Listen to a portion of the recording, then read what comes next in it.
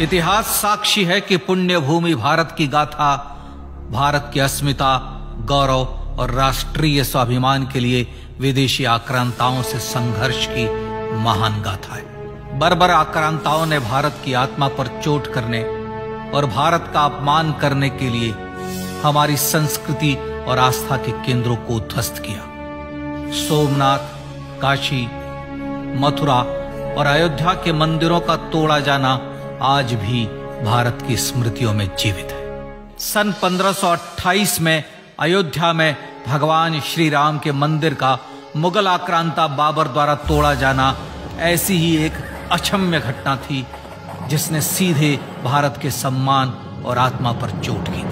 कारण साफ था, अयोध्या के श्री राम के मंदिर पर आक्रमण भारत की आत्मा पर आक्रमण था। जहां हर भारतीय के रोम रोम में राम बसते हैं, वह भारत यह अपमान कैसे सहता। राम मंदिर पर आक्रमण भारत को आहत कर गया था। विदेशी हमलावर अपनी बर्बरता दिखाते गए और भारत अपने आत्म गौरव को फिर से पाने के लिए संघर्ष करता रहा। भारत रामलला के जन्म स्थान पर बाबर के नाम पर बने एक ढांचे को देखता और उसे हटाने का संकल्प लेकर शक्ति संजोया करता। हिंदू समाज आत्मसम्मान के रण में डटा रहा और लगातार हमलावरों द्वारा बनाए गए बाबरी ढांचे को हटाने के लिए लड़ता रहा। सरयू कई बार रक्त से लाल हुई।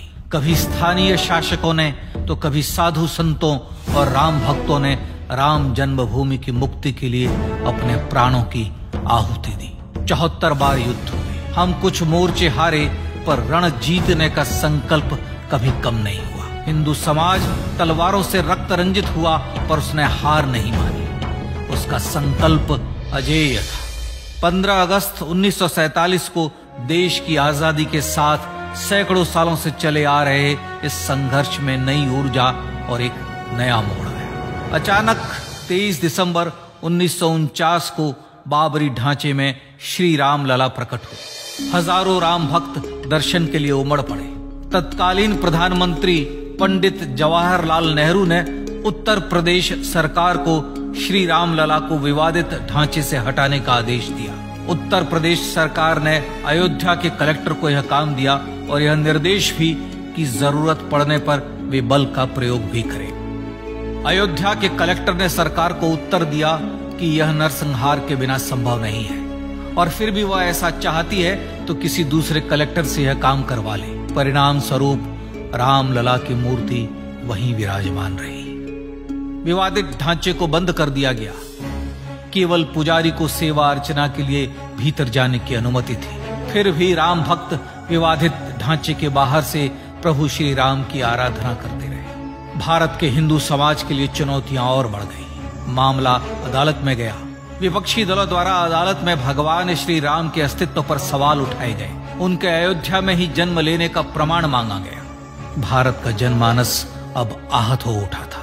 आजाद भारत में भी हिंदू समाज को अपनी आस्था और श्रद्धा के लिए संघर्ष करना पड़ रहा था। चुनौतियों के इस समय में सन 1984 में विज्ञान भवन दिल्ली में विश्व हिंदू परिषद ने धर्म संसद का आयोजन किया।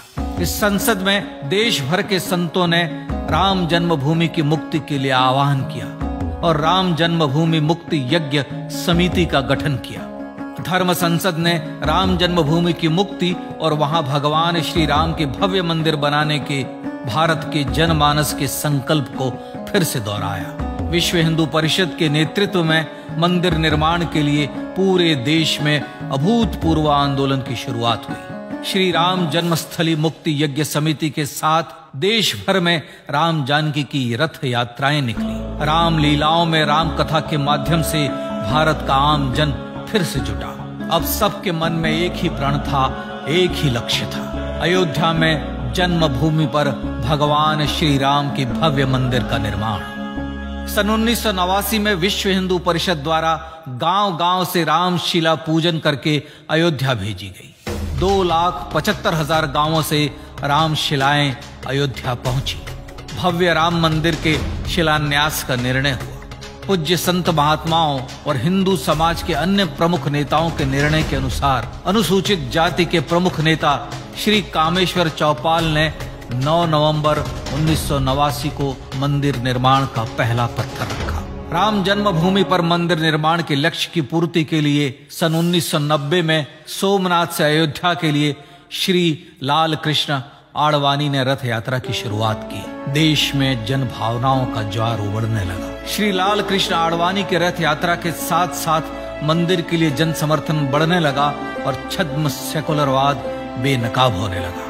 इस जन आंदोलन को रोकने की तमाम कोशिशें हुई पर सब व्यर्थ हुई। विश्व हिंदू परिषद ने देशवासियों से अयोध्या में जन्मभूमि पर मंदिर निर्माण के लिए 30 अक्टूबर और 1 नवंबर 1990 को कार सेवा का आह्वान किया। परिणाम स्वरूप लाखों राम भक्त कार सेवा के लिए देश के कोने कोने से अयोध्या आए। इससे देश की एकात्मता का विराट दर्शन हुआ। कार सेवकों को रोकने के लिए उत्तर प्रदेश के तत्कालीन मुख्यमंत्री श्री मुलायम सिंह यादव ने अयोध्या में परिंदे को भी पर न मारने देने की घोषणा की। स्थितियां गंभीर हो गई। अयोध्या से 200 किलोमीटर दूर रेलगाड़ियां रोक दी गई। अयोध्या युद्ध भूमि बना दी गई। मार्ग बंद, रेल बंद, चप्पे चप्पे पर पुलिस। अयोध्या सैनिक छावनी में बदल गई। राम नाम पर ऐसी पाबंदी कि अर्थी ले जा रहे लोगों तक को रोका गया क्योंकि वे राम नाम सत्य कह रहे थे। लेकिन सैकड़ों किलोमीटर की यात्रा कर कार सेवक अयोध्या पहुंचने लगे। राम के गीत गाते, होठों पर हंसी और पांव में छाले लिए राम काज के लिए राम भक्त देश विदेश से अयोध्या पहुंच ही गए। कार सेवकों पर गोलियां चली। अनेक कार सेवक शहीद हुए।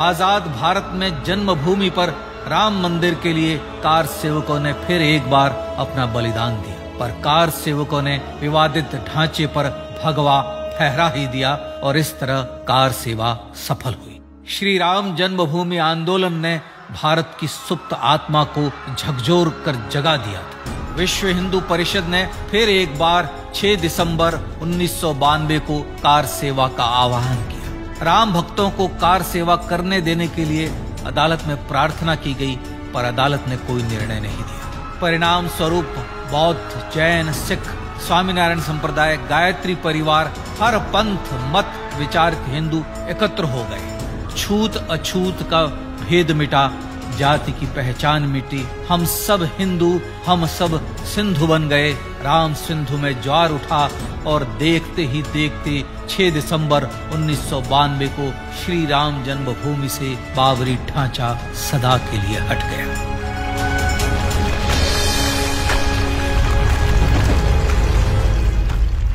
यह क्षण शौर्य, न्याय और सत्यमेव जयते का क्षण था। यह तो धर्मस्ततो जय का क्षण था। पर संघर्ष की गाथा यहां जाकर भी नहीं रुकी। छद्म सेकुलरवादियों द्वारा भारत और भगवान श्री राम के इतिहास को झुठलाने के लिए अदालतों में चुनौतियों का सिलसिला चलता रहा, जो 1950 से चल रहा था। हिंदू सिखों के बीच से गुजरते हुए भगवान श्री राम का दर्शन करने के लिए विवश थे। यह स्थिति थी आजाद भारत में श्री राम और राम भक्तों की। पर सत्य को तो जीतना ही था। आखिरकार देश के सर्वोच्च न्यायालय के 5 जजों की खंडपीठ ने 9 नवंबर 2019 को ऐतिहासिक निर्णय दिया और यह कहा कि अयोध्या जन्मभूमि परिसर की पूरी 67 एकड़ भूमि रामलला की, और न्यायालय ने भारत सरकार को जन्मभूमि पर मंदिर बनाने के लिए एक ट्रस्ट बनाने का आदेश दिया। सर्वोच्च न्यायालय के आदेश के अनुसार भारत सरकार ने 5 फरवरी 2020 को श्री राम जन्मभूमि तीर्थ क्षेत्र नाम के ट्रस्ट का गठन किया और राम जन्मभूमि न्यास की भूमि जो सरकार द्वारा अधिग्रहित की गई थी उसे ही नवनिर्मित न्यास को वापस दे दिया गया। 5 अगस्त 2020 को भारत के प्रधानमंत्री श्री नरेंद्र मोदी ने श्री राम जन्मभूमि तीर्थ क्षेत्र के अध्यक्ष पूज्य महंत नृत्य गोपाल दास, राष्ट्रीय स्वयंसेवक संघ के पूज्य सरसंघ चालक डॉक्टर मोहन भागवत एवं उत्तर प्रदेश के मुख्यमंत्री श्री योगी आदित्यनाथ की उपस्थिति में श्री राम जन्मभूमि पर भगवान श्री राम के भव्य मंदिर के लिए भूमि पूजन कर निर्माण कार्य का शुभारंभ किया। इस तरह लगभग 500 वर्षों से राम जन्मभूमि की मुक्ति के संघर्ष का पटाक्षेप हुआ। अपने आत्मसम्मान और राष्ट्रीय अस्मिता के लिए इतना लंबा संघर्ष विश्व के इतिहास में बेजोड़ है। श्री राम भारत की आत्मा, भारत की परिभाषा, हमारे राष्ट्रीय आदर्शों और जीवन मूल्यों के प्रतिनिधि मर्यादा पुरुषोत्तम हैं, जो हर हिंदू के होठों पर जन्म से मृत्यु तक रहे। बस यही हर हृदय में प्रार्थना होती है। राम भारतीय राष्ट्रीय स्वाभिमान और आसेतु हिमालय से समुद्र पर्यंत तक जन जन को एकात्मता के बंधन में बांधने वाले रक्षा सूत्र है। अयोध्या स्थित श्री राम जन्मभूमि पर बाबर का हमला वास्तव में भारत के स्वाभिमान और राष्ट्रीयता पर हमला था। प्रधानमंत्री श्री नरेंद्र मोदी द्वारा श्री राम जन्मभूमि पर राम मंदिर का पुनः निर्माण न केवल बाबरी मानसिकता का पराभव है, बल्कि संपन्न, सुखी, सुसंस्कृत, सर्वशक्ति संपन्न स्वराष्ट्र का सूर्योदय भी है। यह उस राम राज्य की दिशा में वह कदम है जिसकी अभिलाषा राजराजेंद्र चोल, कृष्णदेव राय, छत्रपति शिवाजी महाराज से लेकर महात्मा गांधी तक ने की थी। अयोध्या में जन्मभूमि पर भगवान श्री राम का मंदिर न सिर्फ राष्ट्रीय गौरव होगा, बल्कि वह श्री राम के आदर्शों का राष्ट्र मंदिर होगा। अब वह महान संकल्प पूरा होने जा रहा है। आइए इस राम यज्ञ, राष्ट्र यज्ञ में जिन ज्ञात और अज्ञात भारतीयों ने अपनी आत्माहुति दी है, उनका पुण्य स्मरण कर उन्हें श्रद्धांजलि दें।